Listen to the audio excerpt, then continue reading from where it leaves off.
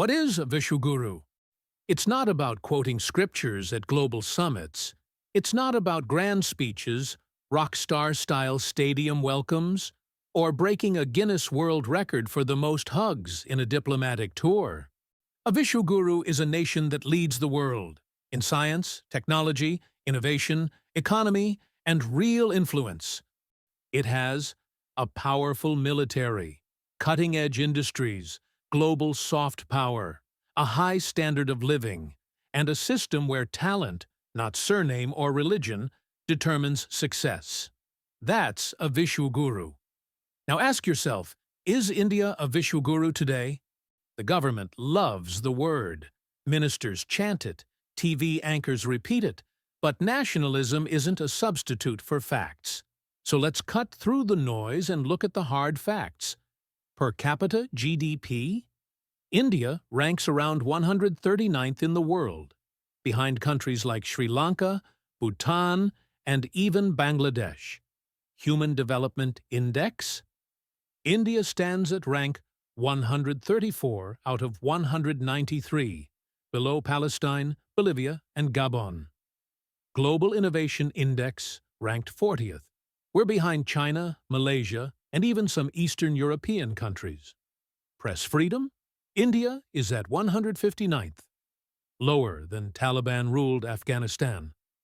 Is this the resume of a Vishwaguru? Certainly not. But can we become a Vishwaguru? Absolutely. India has everything it needs. The world's largest young population. A vast pool of English-speaking, hard-working, and tech-savvy minds. Rich deposits of coal, rare earths, and minerals.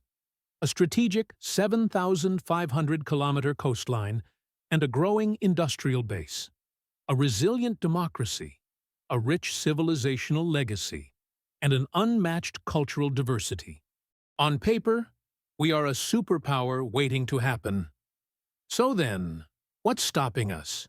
What's holding back a nation that has the raw material of greatness, but keeps punching below its weight?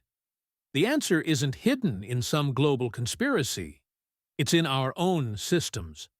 If India truly wants to be a Vishwaguru, it needs more than chest-thumping and religious inaugurations. What it actually needs are 5 solid pillars: true democracy, real equality, thinking education, scientific temperament, and basic ethics. And guess what?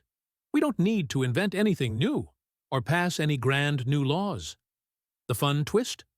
All of this is already written, loud and clear, in the Indian Constitution. Ambedkar drafted it.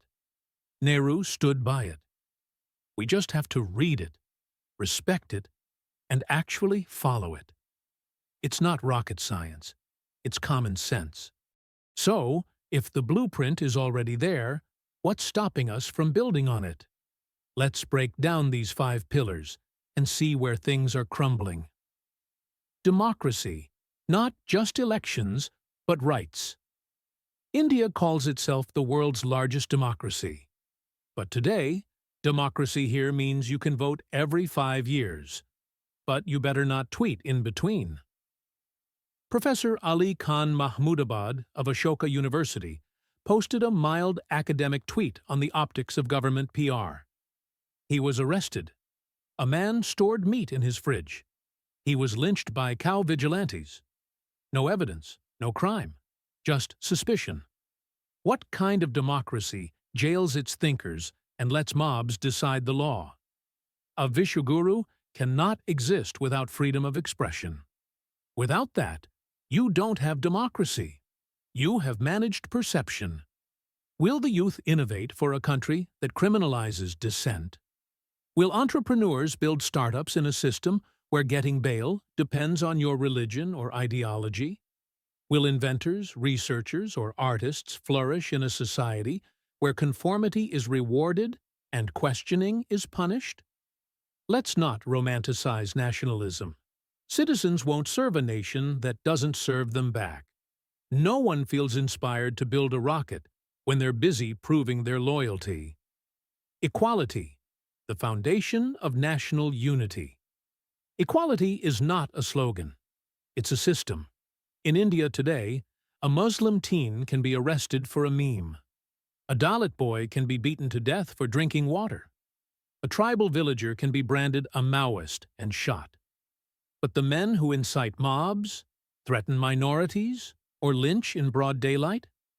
They're often garlanded, celebrated, protected. Can a nation truly rise if it treats its own people so unequally? Umar Khalid has been in jail since 2020 under UAPA. His crime? Delivering a peaceful speech during the anti-CAA protests. He spoke of Gandhi, quoted Ambedkar, and urged people to protest non-violently. No evidence of a conspiracy. No trial. No bail. In contrast, Kapil Mishra, who stood on a stage, flanked by Delhi police, and issued a public ultimatum to anti-CAA protesters just hours before violence broke out, has never been held accountable. His speech wasn't just provocative, it was the spark that many believe fueled the 2020 Delhi riots. Yet, he walks free, untouched, unquestioned. This is not about opinion, this is about the law not applying equally. If you're poor, Dalit, or Muslim, the system treats you like a second-class citizen. Lower castes face routine abuse. Muslims are denied homes, jobs, and basic security. Tribal regions are exploited but never empowered. Go to any police station or courtroom. A Brahmin accuses a Dalit? Immediate action. A Muslim reports harassment. They'll likely question him instead. How do you expect the average Indian to feel any pride in a nation that doesn't even treat him as an equal human being? And here's the reality. Dalits, OBCs, and Muslims together form nearly 90% of India's population. Now ask, will this massive chunk of the population, discriminated against, surveilled, and humiliated, work wholeheartedly for the country's development? Or will they just wear nationalism like a mask, chanting slogans out of compulsion, not conviction? No one dreams of becoming a Vishwaguru when they're busy surviving their own identity. A house divided cannot weather a storm. And it certainly cannot inspire the world.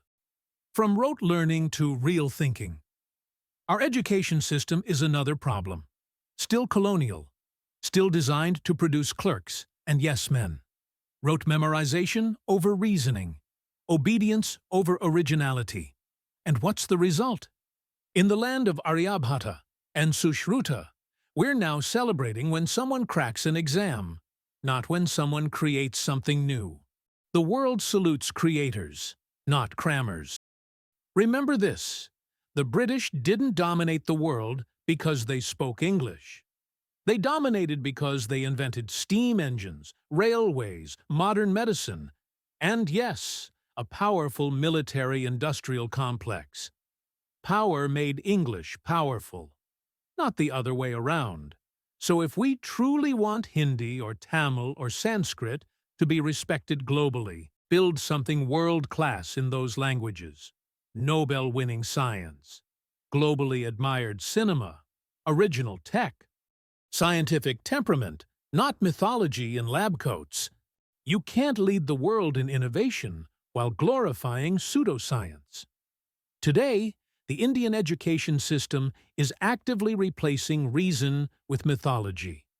We're told that plastic surgery existed in ancient India and Pushpak Viman was the original airplane. That cow urine cures cancer.